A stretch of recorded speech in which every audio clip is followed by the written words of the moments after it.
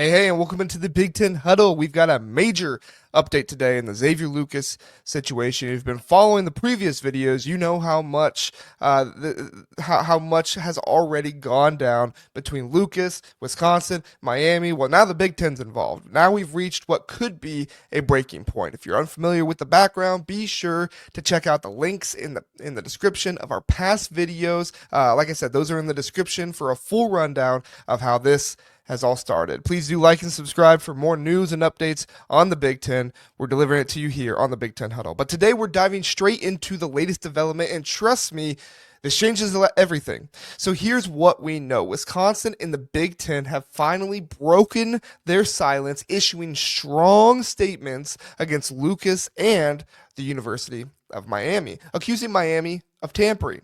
Wisconsin has revealed that Lucas signed a 2-year revenue sharing agreement with the school, which is still enforceable, according to them, despite Lucas's attempt to leave without entering the transfer portal. Wisconsin's official statement reads, quote, on December 2nd, 2024, Xavier and Wisconsin Athletics entered into a binding 2-year NIL agreement.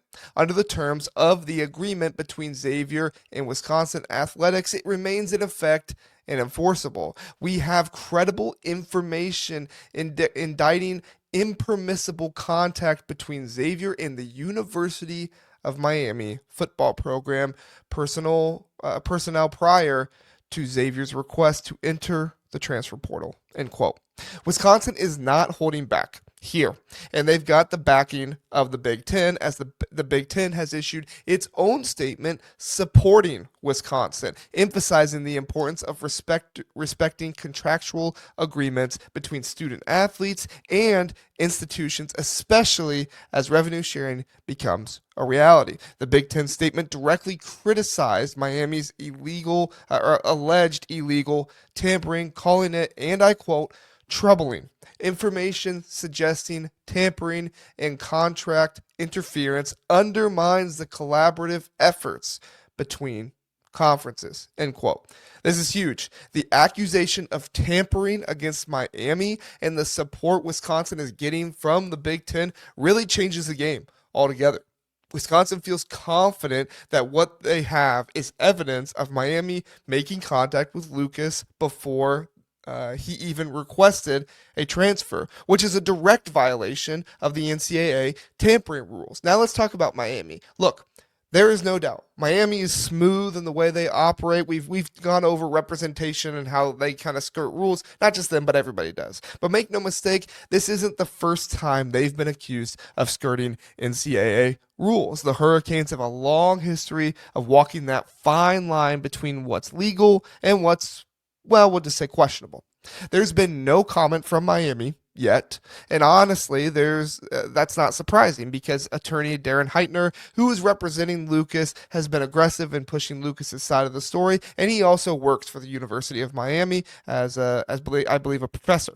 He claims that Wisconsin violated NCAA rules by not putting Lucas in the transfer portal within 2 business days, and he argues that Lucas owes Wisconsin nothing because revenue sharing agreement hasn't paid out yet, because of his revenue sharing agreement hasn't paid out yet. In a recent social media post, Heitner said, Wisconsin claims this is a significant moment in college athletics, while it is the bad actor trying to restrict a player's movement. The contract was contingent on a settlement that has not been finalized. No money was paid to Lucas, end quote. But here's where things get even messier. If other schools decide to pursue legal action against Miami, this could set off a legal battle that not only affects Lucas, but also brings major scrutiny onto Miami's recruiting tactics. The last thing Miami needs is more attention on the matter, because if they're not careful, other schools might jump in and bring even more evidence to the table, potentially burying Miami in this whole tampering mess. Lucas, on the other hand, may be in the clear for now by enrolling at Miami without officially transferring through the portal. But here's the thing. This was probably the worst case scenario for Lucas. I'll explain that in just a moment. But first, I want you to check out home Field, the go-to for premium collegiate apparel. Home Field has got apparel for over 150 different colleges, digging deep into school history to bring you unique vintage designs. And trust me, the comfort is unreal. Use the link in the description or use code TBTN, the Big Ten Huddle TBTN, for $10 off your first order at homefieldapparel.com. Don't miss out. Home Field, where comfort meets nostalgia. So back to it. By bypassing the portal, Lucas is risking everything here. If Wisconsin sues, the legal proceedings could drag on, potentially affecting his eligibility to play at Miami, or if he could just even play at all. The last thing any athlete wants is to be tangled up in a court case while trying to focus on their career, especially in school when you're trying to get ready to be in the NFL. Wisconsin fans, on the other hand, should be thrilled at all this, with how this is playing out. Not only is Wisconsin standing firm, but they also have the full backing of the Big Ten. This is a statement not just to Lucas, but to all future players and programs that Wisconsin will enforce contracts and fight against tampering. Lucas, who played in 11 games with 18 tackles, a sack, and an interception, was one of Wisconsin's top young talent. But the Badgers won't be backing down just because they lost a future star player. Instead, they're sending a clear message to any schools, Big Ten or not, to any schools that might try to poach talent. This will not go unchallenged. And the Big Ten support means this issue is not going away quietly. They're working toward reforms in college sports, and this Lucas situation is a perfect example of why governance needs to be changed as student athletes become active participants in revenue sharing. There's going to be a lot more attention on contracts, tampering, how schools like Miami and other schools operate. If Miami isn't careful, this could snowball into a bigger investigation that impacts their entire program. The Big Ten even took a shot at the ACC, saying that Miami's actions undermine the collaboration efforts between the major conferences. And with revenue sharing and NIL contracts coming into play, this could be just the beginning of a larger battle between conferences over players' rights and recruitment rules.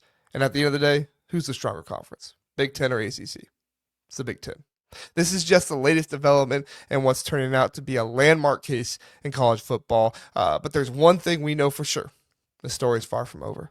Keep an eye out for more updates. To be sure to be subscribed, hit the notification bell so you get all the updates, everything that we're putting out here, and you do not miss a thing. Let us know in the comments, do you think Wisconsin and the Big Ten is right to take a stand? Do you think what they're doing is right? Or are you with Miami, playing the game smart?